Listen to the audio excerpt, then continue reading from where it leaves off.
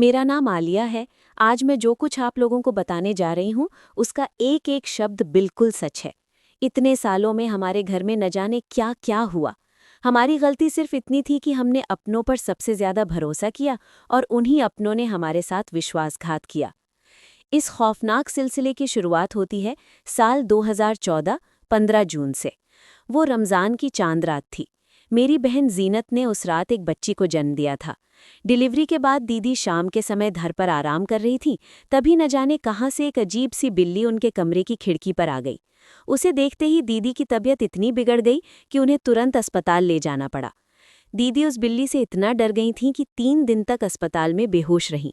डॉक्टरों ने भी जवाब दे दिया था कि ये अब नहीं बचेंगी।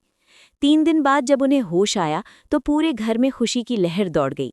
सबको लगा कि अब सब ठीक हो गया है, लेकिन असली परेशानी तो अब शुरू होने वाली थी। होश में आने के बाद दीदी ने मम्मी से कहा, मैं अब ठीक हूँ, आप मेरे बाल बांध दो। मम्मी ने उनके बाल बांध दिए और दीदी सो गई।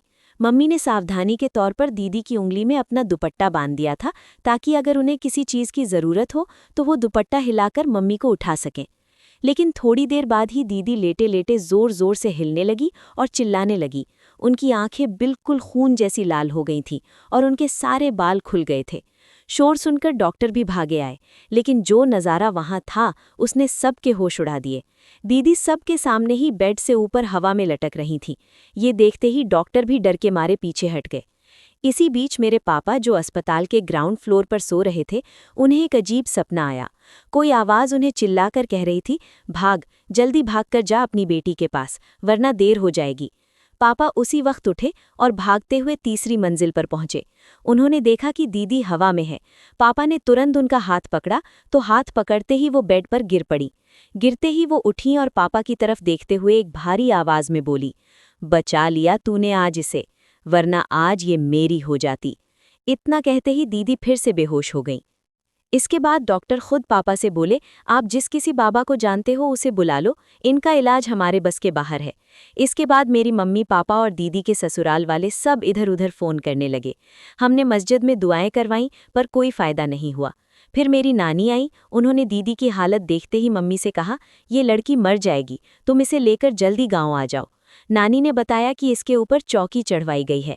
ये एक ऐसा खतरनाक काला जादू होता है जिसमें 40 दिन के अंदर इंसान की मौत हो जाती है और घरवाले उसे सिर्फ बीमारी समझते रहते हैं। दीदी की हालत ऐसी नहीं थी कि उन्हें कहीं ले जा सके, इसीलिए नानी खुद गांव गई और एक सिद्ध बाबा से ताबीज़ बनवा कर लाई।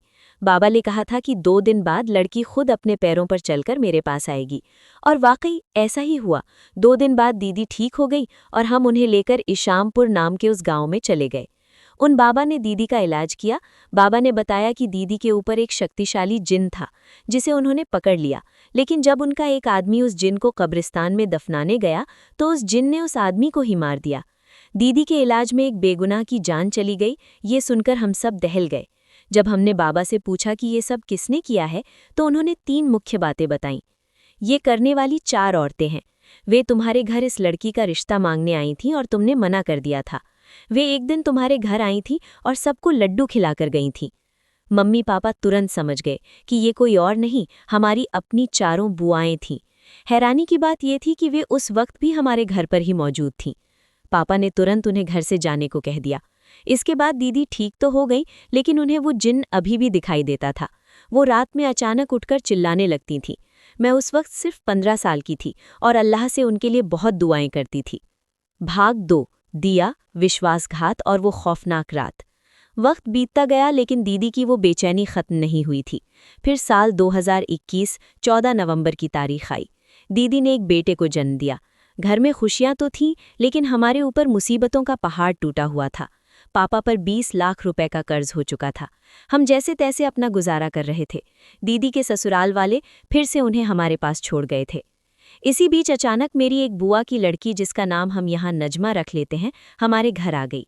हमें बड़ी हैरानी हुई क्योंकि उसका तलाक हो चुका था और वो अपने 15 साल के बेटे के साथ गांव में अकेले रहती थी। हमने सुना था कि गांव वालों ने भी उसे निकाल दिया है, पर हमें उसकी असलियत का अंदाज़ा नहीं था। वो हमारे घर 15 दिनों तक रुकी। आते ही उसने पापा के कान भरने शुरू किए। वो कहती, मामा आप परेशान मत हो, सब ठीक हो जाएगा, बस आप घर में एक दिया जला दो, आपका सारा कर्ज उतर जाएगा। वो बार बार पापा को उस दिए के लिए मजबूर करती, पर पापा उसकी बातों में नहीं आ रहे थे। एक दिन मैं ऊपर वाले कमरे की सफाई करने गई तो मैंने चुपके से नजमा को फोन पर बात करते सुना। वो किसी से कह रही थी, ये लोग दिया नहीं जला रहे हैं।